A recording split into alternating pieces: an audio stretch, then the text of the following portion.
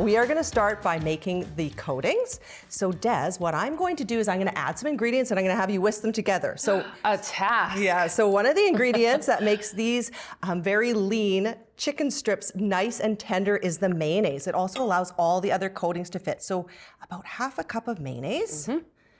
All right. And do you use regular mayonnaise or the lower fat mayonnaise? Excellent question. You know what? Because chicken breasts are so lean, it's great to use the regular mayonnaise. Got it. Yeah. So, and then I'm going to add a 1/4 cup of Parmesan cheese for a lot of flavor. Guess I can start. Yeah, you can start mixing away. We've got half a teaspoon of Dijon mustard. So just a very simple recipe.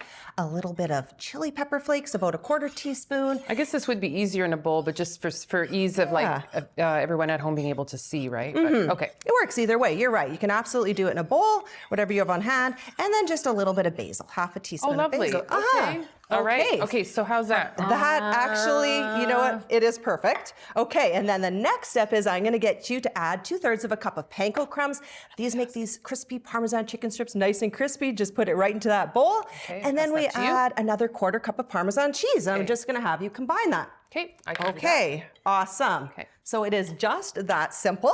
And this recipe calls for about 4 chicken breasts, skinless, boneless. And I'm just gonna show everyone how to slice it. So I like to place the chicken breast in a long position, and then I just slice it into about 3 or 4 strips, depending on the size of your chicken breast. I guess it sort of depends how big you actually want those strips, right? Right. But yeah. smaller is kind of better, you know? Yeah, and these cook nice and quickly too. You preheat your oven that? to 425 degrees, and it's only about 7 minutes per side. Okay. Okay, so Des, here we go. All I'm gonna do is coat this chicken It's strip. a really thick kind of, like it's not like all runny. It's like a really thick, rich. Yes, it works just beautifully. So I'm gonna do a couple here.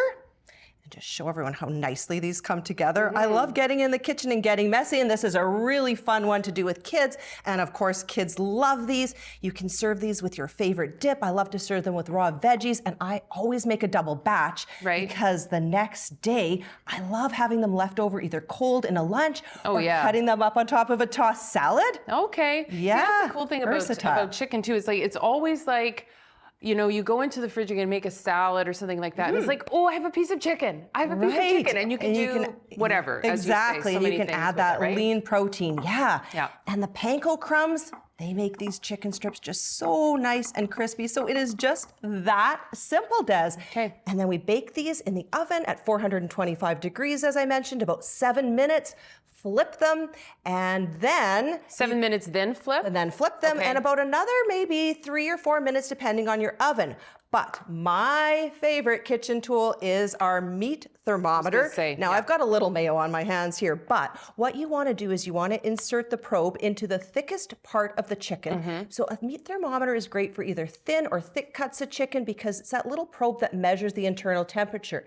And you know your crispy Parmesan chicken fingers are perfectly cooked when you get 165 degrees on your meat thermometer or 74 degrees Celsius. And I have to say that I'll be totally honest. Prior to doing this show, I never really checked the temperature of any sort of the meats that I cooked or chicken, and it's just really kind of integral that you get that right, you know? Yeah, well, definitely it makes sure that your chicken is properly cooked. It doesn't overcook it. It doesn't undercook it. So it's nice and juicy and tender every single time. I always overcook. That we never undercooked, always overcooked. So anyway, so there they are. So we've got a couple that we've got in the oven here, so you can see kind of what they look like after the fact. And they smell good too. They do. They're so lovely. Like just perfect. You know, who's not going to want that? Huh?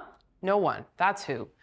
Absolutely fantastic. And of course, you can find the recipes for everything that we're going to make here with Gina tonight. GreatTastesMB.ca. All right, so that's recipe number 1, restaurant faves.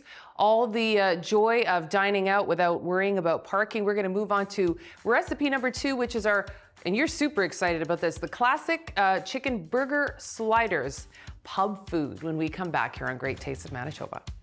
You're watching Great Tastes of Manitoba, brought to you in part by the Government of Canada and Manitoba Agriculture and Resource Development through the Canadian Agricultural Partnership.